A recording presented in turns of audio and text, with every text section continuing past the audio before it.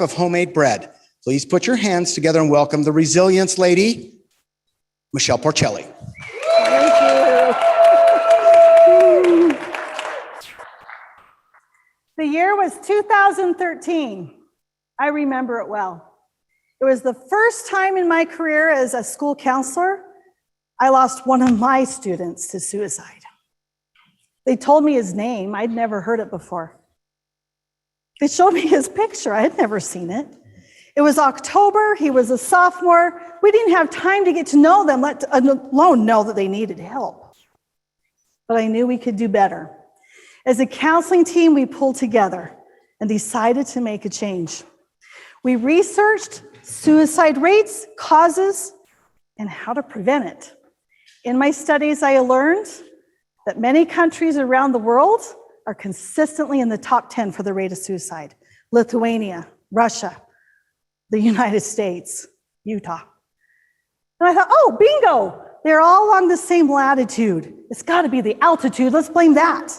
We often blame that in Utah, right? It's got to have something to do with it. But then you have your outliers. Kiribati. It's a tropical island. It can't be the weather there. But what really stood out to me, you see, I know how to use the clicker, Sweden.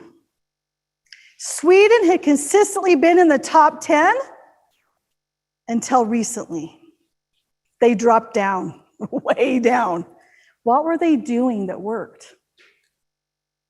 They pulled together as a country.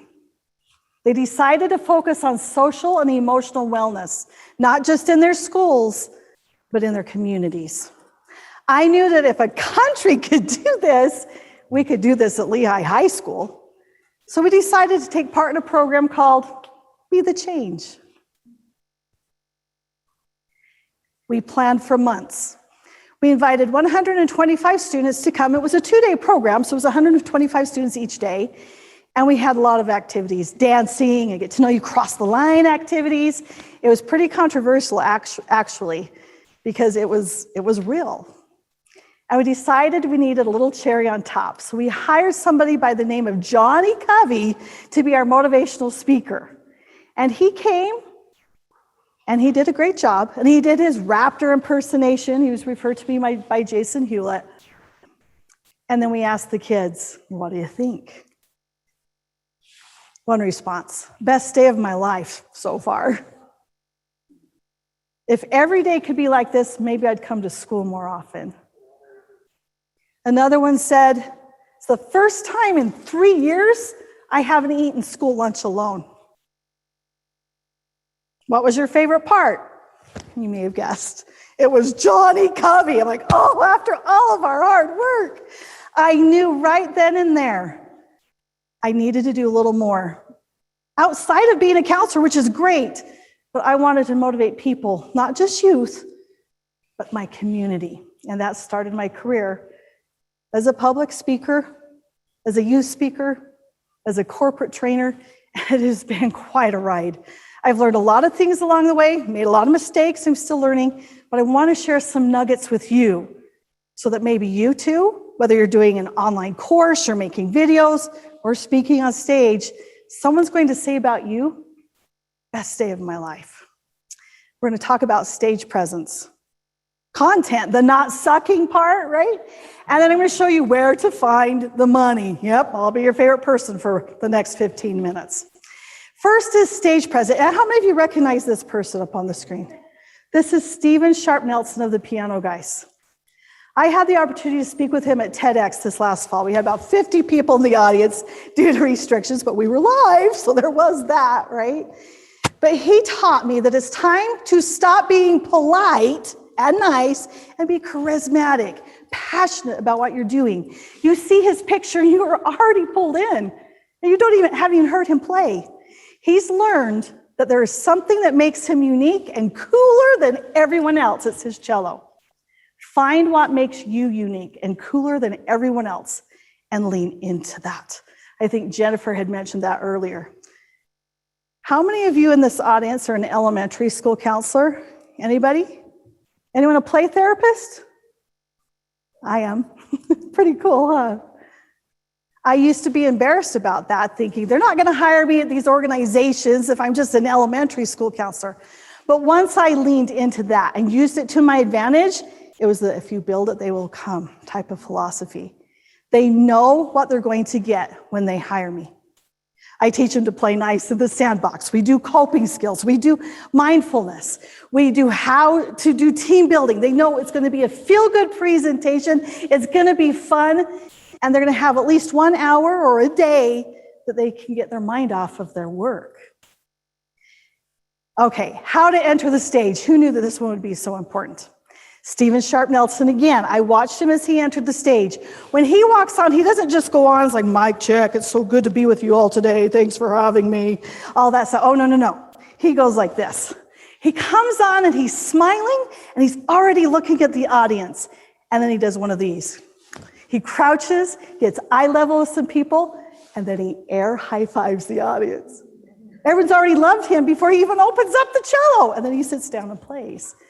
Some people enter a stage dancing. I've seen some speakers come on and they're clapping for the audience already, or they have rocky arms. Find what works for you. But the moment you enter that stage, and sometimes it's from behind a curtain, you want to captivate them right then. And don't let a second go to waste. They've hired you for a reason. And it's to entertain them. It's to help them feel a little bit better, right?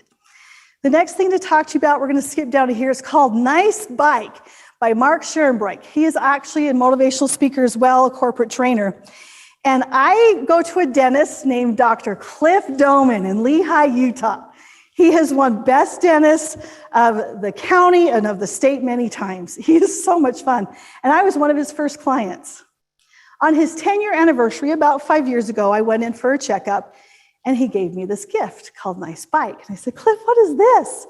And he says, well, you think you're this big motivational speaker. I'm like, well, I am. He says, well, you don't even know about Nice Bike. So I'm going to let you know. And I said, tell me about Nice Bike. So Mark, the author, is a friend of my dentist, and he was on an engagement in Milwaukee, Wisconsin.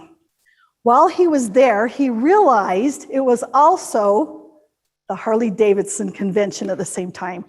And he began to be surrounded by bikers and their bikes.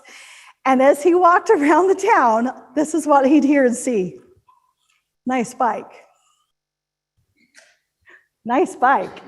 It was their way to connect and approve of each other. They were building a community. So the Nice Bike principle is when you're speaking, even if you're doing it online or the videos that Scott talked about, find a way to connect with them. Find something in common that they can relate to you. Maybe you don't have it in common, but maybe research the business or organization. What's their mission statement? What's something cool that happened this last year? And luckily for me, I met with the board of directors for something coming up, and I said, what do you want me to stay away from?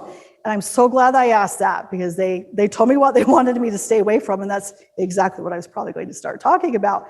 So use those nuggets. Have it be valuable for you. Okay, I wish you could have met my dad. This picture was taken the New Year's Eve before he passed that following April about 2 years ago.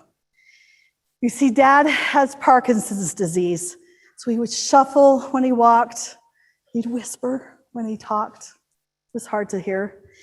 And he and my mom were quite a pair. My mom is a survivor of 13 surgeries, breast cancer twice, and she is mostly deaf. And so they called themselves the Abbott and Costello Act, because my dad would be trying to speak to her. My mom would be going, what, Jim?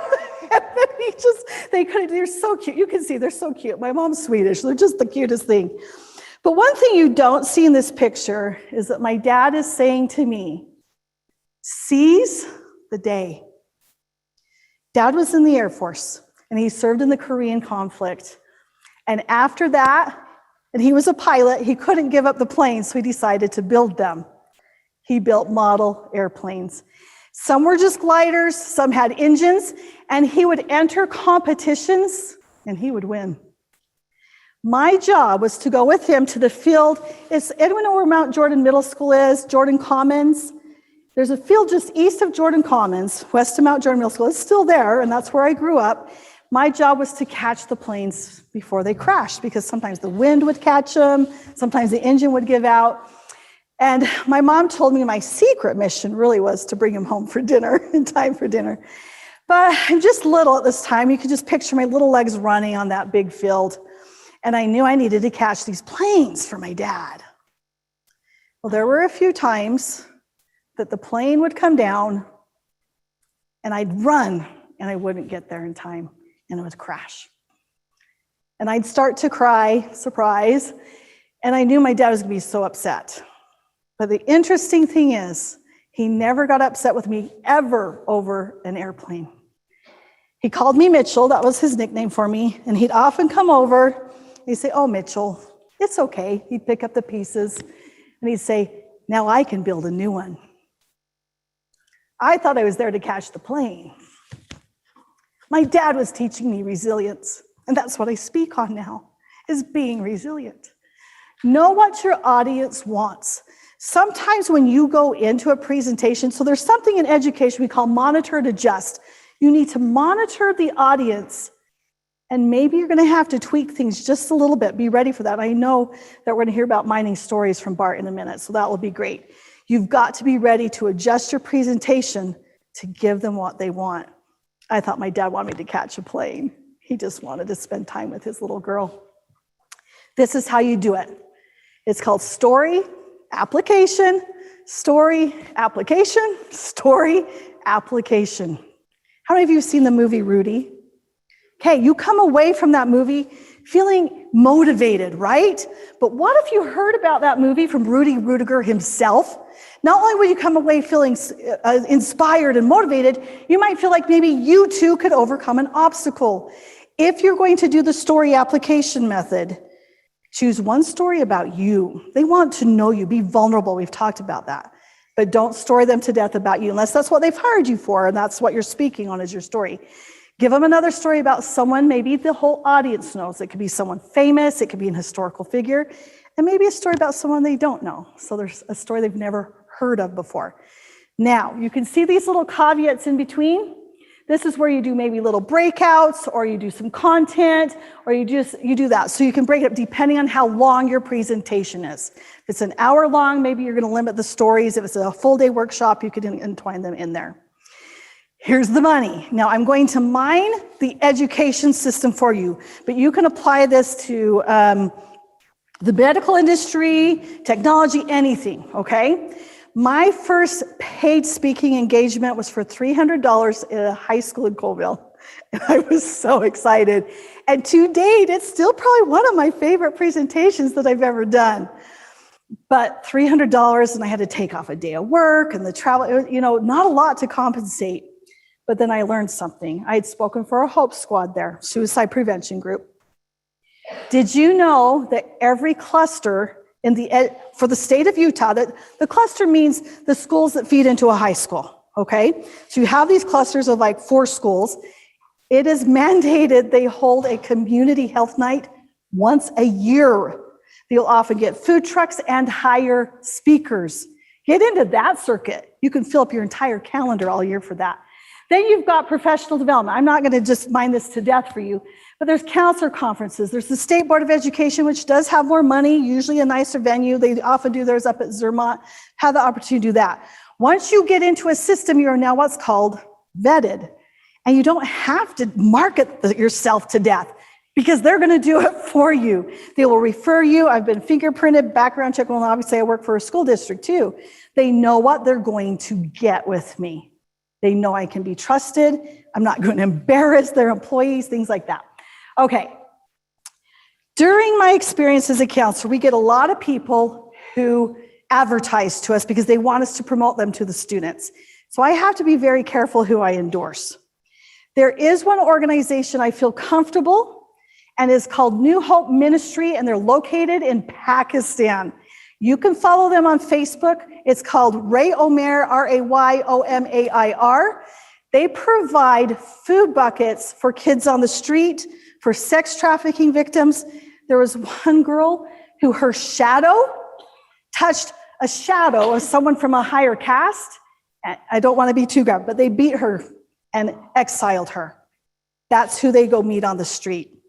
So about a month ago, they showed me, of course, this is through video because I have never been to Pakistan, but I wanted you to meet Popo. Popo is in line to get his food box. The box is full of rice and beans, and they get one food box. and he got it. Popo left, found some red lipstick, and put it all over his face, and he got back in line. So he's back in line, and they say, Popo, you've already had your food box. What's going on? And he goes, oh, how did you recognize me? How did you know it was me? And they said, Popo, what happened to your first food box? And he said, well, I gave it to my dog because he's part of my family. They had a decision to make. Popo's had his food box, or they can give him another one. They decided to give Popo another food box. The application of this story is this. This has been a crap year for a lot of people in the speaking industry. You've had to reinvent, almost feel like you're putting on a mask like Popo did, right? Don't be afraid to take off that mask, literally. Take it off, be yourself. They will come. Right now, the industry is ripe. As things are starting to open up, do not give up on your dream. Other people tell you that, oh, you'll never be something. No, you will. They are waiting for you. They are waiting for your message. The fact that you're in this room or watching online tells me you haven't given up on your dream yet. Be like Popo. Be ready for another chance because it's coming and they are waiting for you. That, my friends, is how you go from zero to hero. Speak to any age and not suck. Thank you. Thank you. Michelle Porcelli, thank you so much.